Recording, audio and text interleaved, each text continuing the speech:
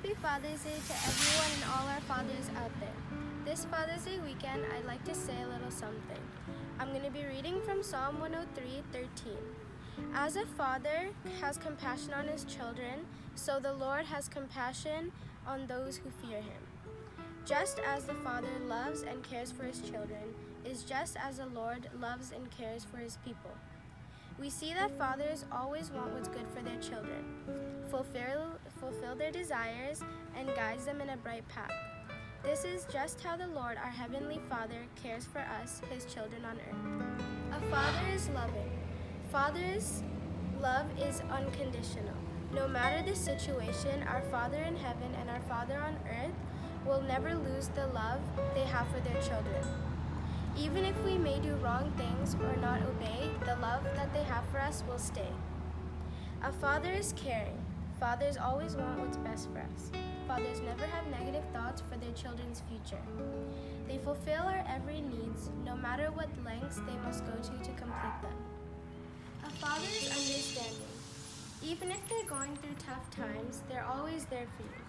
They understand your feelings and always try to help us through it. When we are going through tough times, we look to our Heavenly Father through prayer and through worship.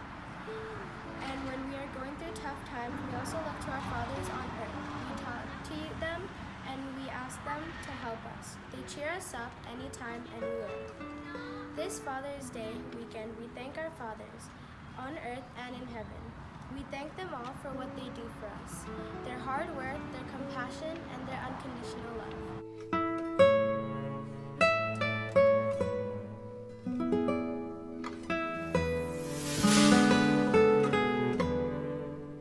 नीति वचन उसका पहला अध्याय उसका 8वां वचन।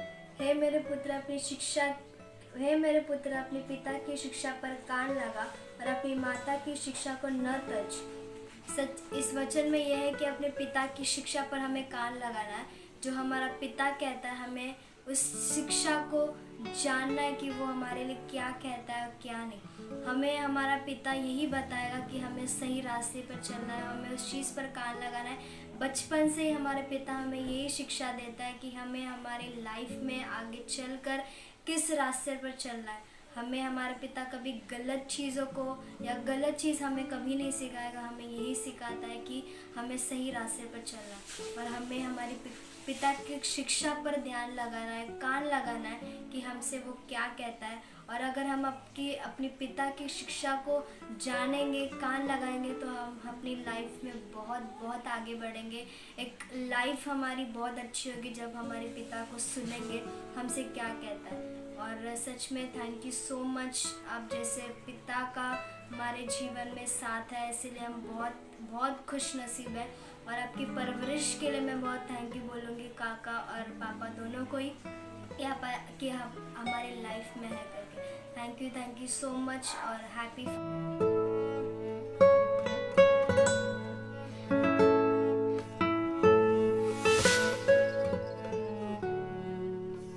भजन संहिता 103:13 में कहता है कि जैसे पिता अपने बालकों पर दया करता है, वैसे ही यहोवा अपने डरवैयों पर दया करता है। हालेलुया। तो मैं इस वचन से मैं ज़्यादा कुछ तो बताना नहीं चाहूँगा, लेकिन मैं आपको एक एग्जांपल देना चाहूँगा। फर्स्ट ऑफ ऑल एग्जांपल ये है कि जब मैं स्टैंडर्ड 9 जब मैं फेल हुआ था, तो मेरे डैडी ने मेरे को बचपन से लेकर अभी तक कभी मारा नहीं है, बट फर्स्ट टाइम उन्होंने मेरे पे हाथ उठाया था just because he was hurt, क्योंकि वो नहीं चाहते थे कि मैं कभी अपने लाइफ में मैं फेल हूँ या फेलियर बनूँ। तो वो जब उन्होंने मेरे को मारा, मेरे को उस चीज़ का बिल्कुल भी बुरा नहीं लगा। इनफैक्ट मैंने उस चीज़ को बहुत पॉजिटिव वे में लिया। उसके बाद मेरे लाइफ में इतनी चेंजेस आए हैं और प्रभु यीशु मसीह का कृपा हमेशा मुझ पर था। मैं कितना भी धन्यवाद क्यों ना दूँ, मैं लॉर्ड को उतना कम है। और मैं इस वचन से आपको एक ही चीज़ बताना चाहूँगा कि मेरे dad being a boss of my house, he is always so humble, so nice, so good with each and every one. ऐसा नहीं कि वो बड़ा है, he is the king of my house, but still he is very very kind to each and every one of us. So मैं आप लोगों को यही बताना चाहूँगा कि जैसे यहोवा अपने डरवैयों पर दया करता है, इस वचन का अर्थ यही है कि हम अगर प्रभु यीशु मसीह के वचनों पर चलेंगे, उसको मानेंगे, वो भी हम पर दया करता है। प्रभु यीशु मसीह का प्यार जो है वो अगापे प्यार है, उसका प्रेम जो है वो अनंतकालिक इटर्निटी लव हम जिसको बोलते हैं, अनंतकालिक प्रेम हमारा परमेश्वर हमसे करता है।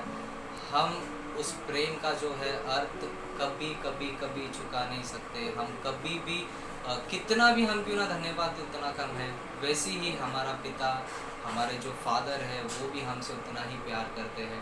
बाइबल के हर एक वचन में अगर आप देखोगे तो हर एक वचन आपको यही बोलेगा कि जैसे यहोवा जैसे आपका पिता आपसे प्रेम करता है वैसे ही मैं भी तुमसे प्रेम करता हूँ। So thank you first of all मेरे को मौका देने के लिए मैं आपको धन्यवाद देता हूँ। और इस वचन का मैं ख़त्म करना चाहूँगा मैं इस वचन को। Thank you Lord, thank you Jesus, आपने हमें समय दिया, सुंदर सा समय दिया ताकि मैं वचन शेयर कर पाऊँ और इस वचन को मैं बोल पाऊँ। इसके लिए हम आपको धन्यवाद देते हैं। मसीह यीशु के महान नाम से मांगते हैं।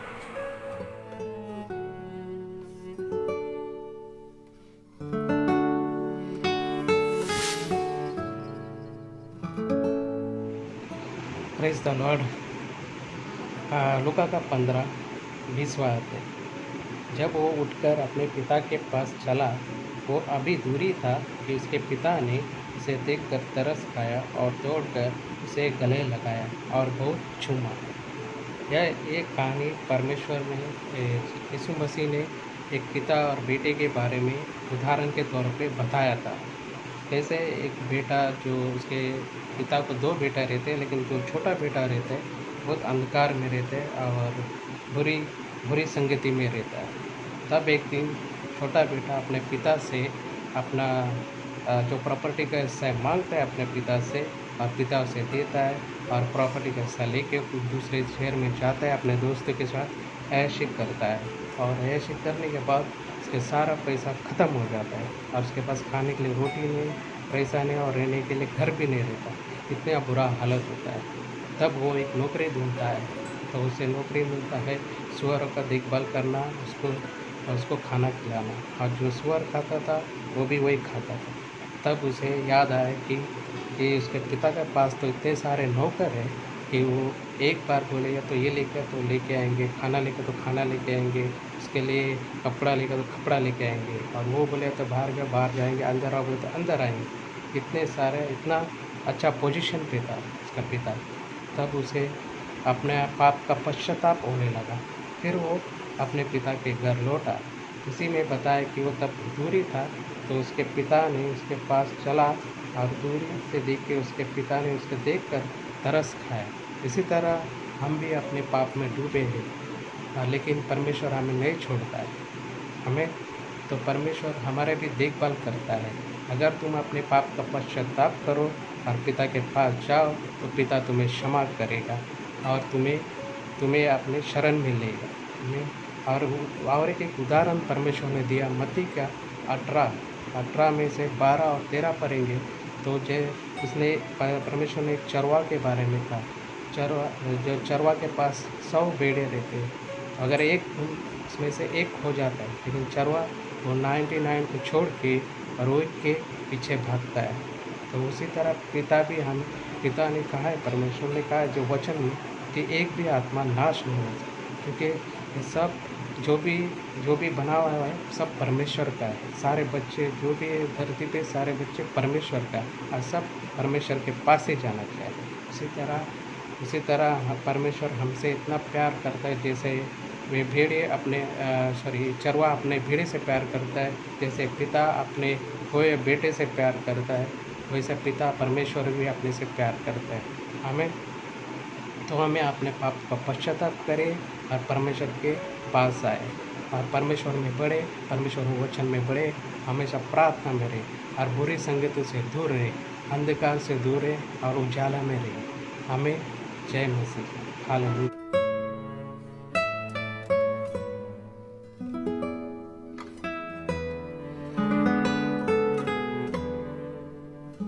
एक वचन दिया है, एक छोटा सा बात कहूँगा, क्योंकि आज बहुत सारे लोग नीति वचन 23 का 22 चैप्टर अपने जन्म देने वाले पिता की सुनना, क्योंकि बहुत सारे लोग नहीं सुनते। आजकल के यूथ लोग, क्योंकि पिता का आदर करना चाहिए, सुनना चाहिए, माता पिता का पिता से प्यार करना चाहिए, उनको प्यार देना चाहिए, उनके साथ रहना चाहिए, उनके साथ टाइम स्पेंड करना चाहिए। बहुत सारे लोग हैं जो आज माता पिता को दूर करते, अपने से अपने पास नहीं रखते, क्योंकि उनको गिल्टीनेस लगता है, क्योंकि माता पिता ने इस दुनिया में हमें लाया है तो उनके साथ प्यार बांटना चाहिए, खुशी से रहना चाहिए उनके साथ, क्योंकि उनको भी बहुत अच्छा लगेगा, क्योंकि हमने इस बच्चे को जन्म दिया है, पाल पोस कर बड़ा किया है, तो उनके साथ अच्छा रहना चाहिए, बहुत सारे उनको खुशी देना चाहिए हम सभी लोग।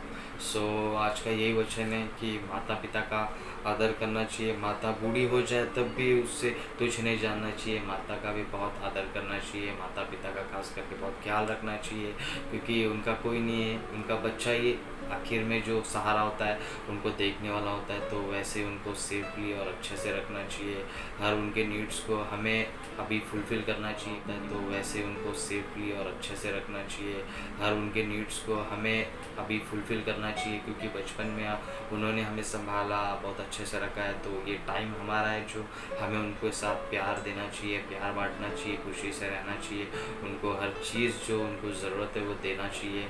सो यही वचन था जो उनके साथ अच्छे से रहना चाहिए। इसलिए मैं परमेश्वर का धन्यवाद देता हूँ, छोटा सा वचन मुझे दिया। Thank you so much.